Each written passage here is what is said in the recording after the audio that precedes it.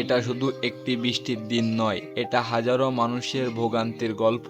সবাই যখন কষ্ট করে রাস্তা পার হচ্ছে, ঠিক তখনই পেছন থেকে একটি ডাক। This is the end.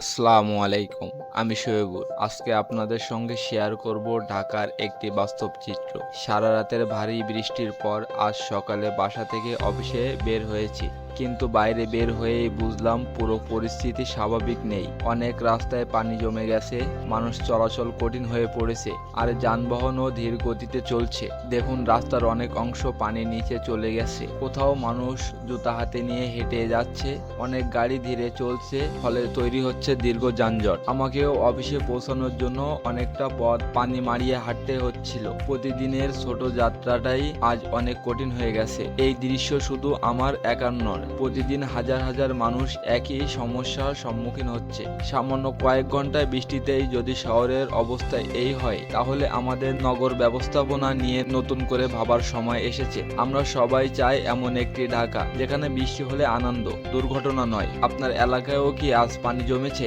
Comment করে অবশ্যই জানাবেন। ভিডিওটি ভালো লাগলে একটি লাইক দিন, শেয়ার করুন। এমন বাস্তব ব্লগ দেখতে চাইলে চ্যানেলটি অবশ্যই ফলো দিয়ে রাখুন। আল্লাহ হাফেজ।